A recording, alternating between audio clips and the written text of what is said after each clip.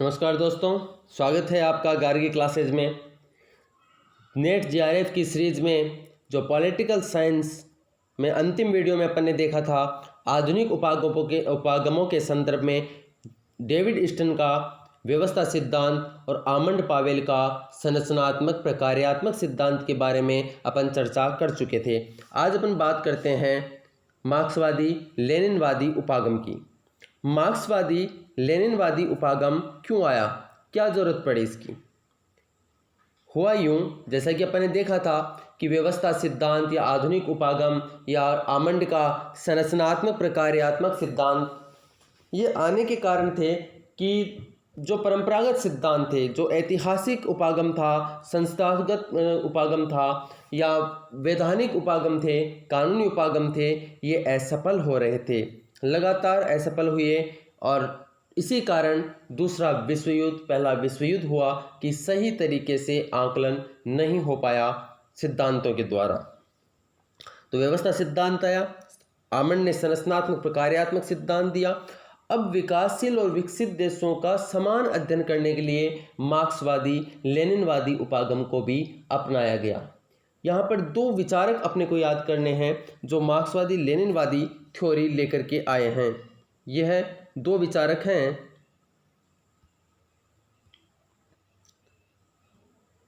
इन दो विचारकों की अपन बात करें तो यहाँ पर एक तो आएगा कार्लसन और स्टीफेन। कार्लसन और स्टीफेन। तुलनात्मक राजनीति में कार्लसन और स्टीफेन, जो कि दो अमेरिकी राजनीतिक विचारक हैं, इन्हें मार्क्सवादी लेनिनवादी उपागम लाने का श्रेय जाता है। मार्क्सवादी लेनिनवादी उपागम क्यों आया, क्या आवश्यकता हुई मार्क्सवादी लेनिनवादी उपागम की?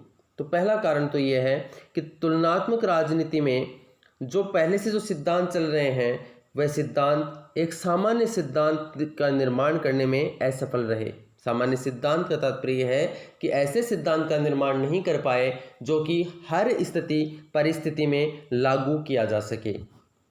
इसलिए मार्क्सवादी लेनिनवादी सिद्धांत की आवश्यकता हुई और इसे मूर्त रूप देने वाले दो व्यक्ति हैं, स्टीफेन और कार्लसन। दूसरा, पाश्चात्य विकासवादी विश्लेषण की संकल्पनात्मक असफलता, यानी जो वेस्टर्न कल्चर में जो वेस्टर्न पॉलिटिकल थिंकर थे, उन्होंने केवल वेस्टर्न थ्योरी को ही अपनाया।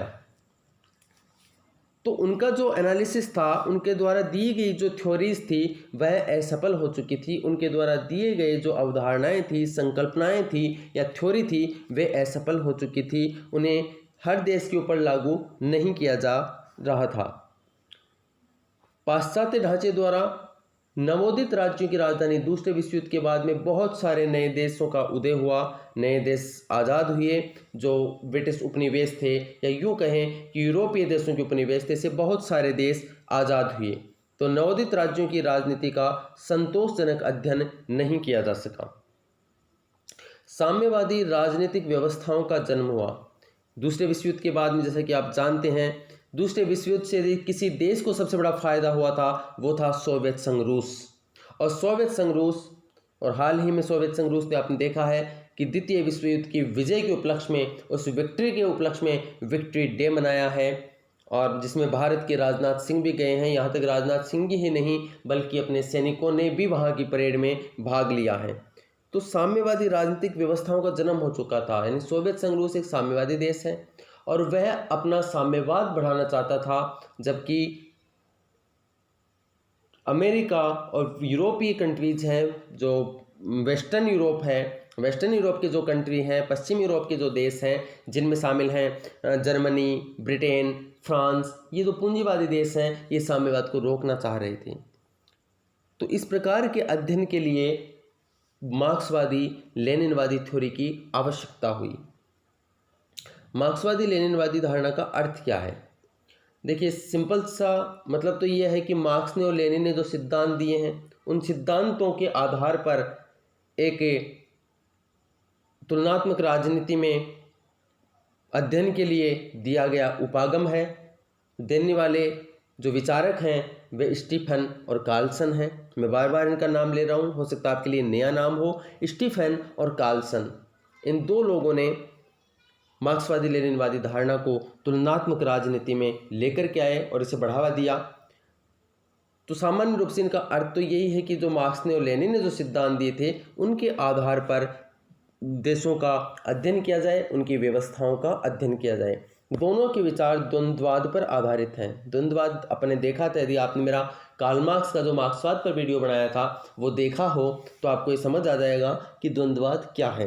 देखिए, द्वंद्ववाद ये मानता है, द्वंद्वात्मक पद्धति वैसे हिगल से ली थी कार्ल मार्क्स ने, कि किसी भी वस्तु में परिवर्तन होता है तो उनमें संघर्ष होगा।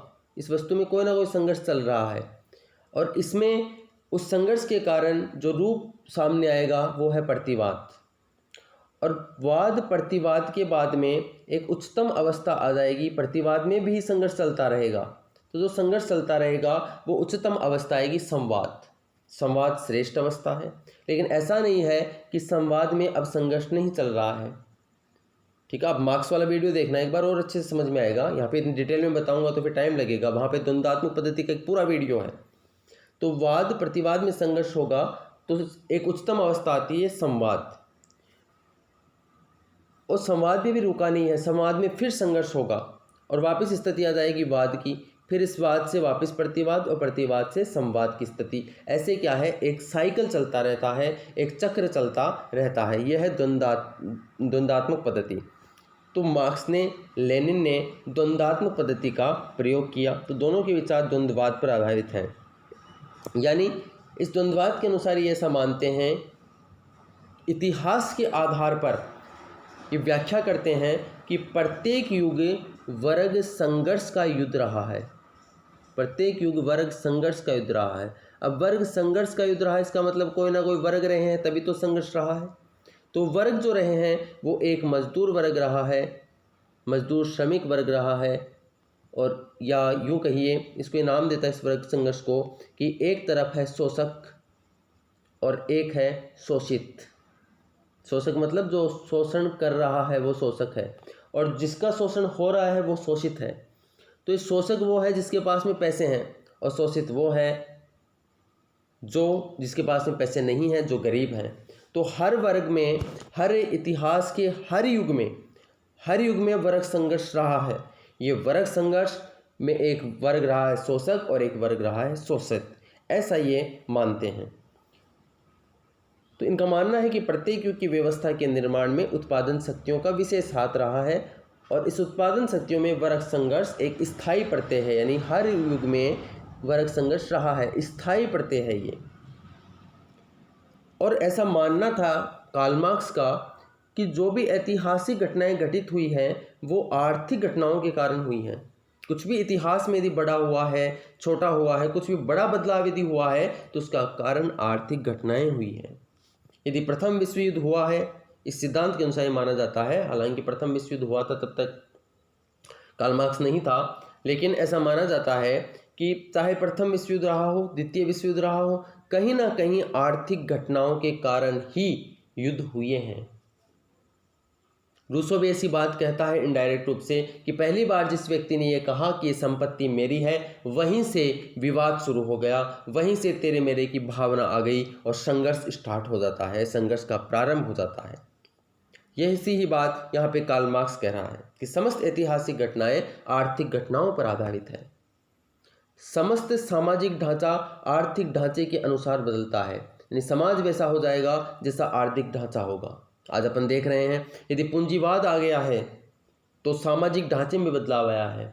गांव से लोग शहरों में आ गए हैं, शहरों में आ गए हैं तो परिवार, एकल परिवारों की संख्या बढ़ गई है बजाय संयुक्त परिवारों की। तो आर्थिक ढांचे के अनुसार सामाजिक ढांचा होता है, आर्थिक ढांचे के अनुसार ही राजनीतिक ढांचा होता है, ऐसा मानना है कार्ल मार्क्स का। तो मार्क्स की 2-3 बातें हैं। वैसे इसको पूरे को समझने के लिए मार्क्स के 6 सिद्धांत हैं, वो आपको समझने पड़ेंगे। द्वंद्वात्मक भौतिकवाद का सिद्धांत है पहला, तो जिसके बारे में मैंने हल्का चर्चा किया है। द्वंद्वात्मक भौतिकवाद, दूसरा, ये इतिहास के आधार पर व्याख्या करता है और वर्ग संघर्ष को मानता है, तो इतिहास के आधार पर व्याख्या करता है। तीसरा पॉइंट है इसका अतिरिक्त मूल्य का सिद्धांत, और चौथा है इसका वर्ग संघर्ष। तो ये चार तो इसने इतिहास के आधार पर व्याख्यायित किए हैं।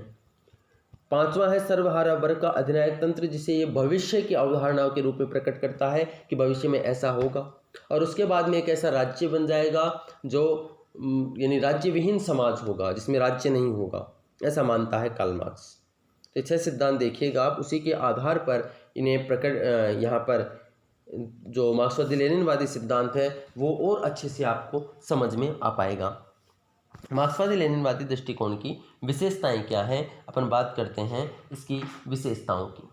तो मार्क्सवादी लेनिनवादी धारणा की विशेषताएं ये हैं। पहला है प्रत्यय स्थायित्व। प्रत्यय स्थायित्व क्या है, यानी कंसेप्चुअल स्टेबिलिटी है इसमें। कंसेप्चुअल स्टेबिलिटी किस तरीके से है, जैसे इसने जो सिद्धांत दिए हैं उसमें कोई ऐसा बदलाव नहीं है, यानी सैकड़ों साल से वो सिद्धांत चले आ रहे हैं जो इसने दिए हैं। इसने कहा कि हर युग में वर्ग संघर्ष पाया जाता है, इतिहास के आधार पर व्याख्याएं की जाती हैं। तो जो वर्ग संघर्ष का सिद्धांत है, द्वंद्वात्मक पद्धति है, ये नव मार्क्सवादी आए हैं तो उन्होंने भी इसे छोड़ा नहीं है, यानी इसका प्रत्यय जो है, इसका जो कॉन्सेप्ट है वो स्टेबल है, उसमें बदलाव नहीं आया, इसकी मौलिकता में बदलाव नहीं आ रहा है। दूसरा है समग्रवादी पद्धति। समग्रवादी पद्धति का तात्पर्य यहाँ पर है कि इसमें अलग अलग तुलनाओं का कोई महत्व नहीं है, यानी ये निष्कर्षों तक पहुँचना है ना, यानी सिद्धांत का तात्पर्य होता है कि पहले समस्या है और समस्याओं में जो समस्याएं हैं उनका समाधान बताया जाए। तो निष्कर्ष तक पहुँचने के लिए सभी तत्वों को ध्यान में रखना और उनको शामिल करना आवश्यक है। इन समग्रवादी पद्धति हो गई, सभी तथ्यों को इसमें शामिल किया जाएगा। विकासशील देशों को परिवर्तनशील राजनीतिक व्यवस्थाओं को समझने के लिए ये पद्धति बहुत उपयोगी है। जो विकासशील देश हैं उनकी एक तो होती है पद्धति, ये पद्धति है, मेथड है, इस सिद्धांत के अंदर पद्धतियाँ यूज में ली जाती है।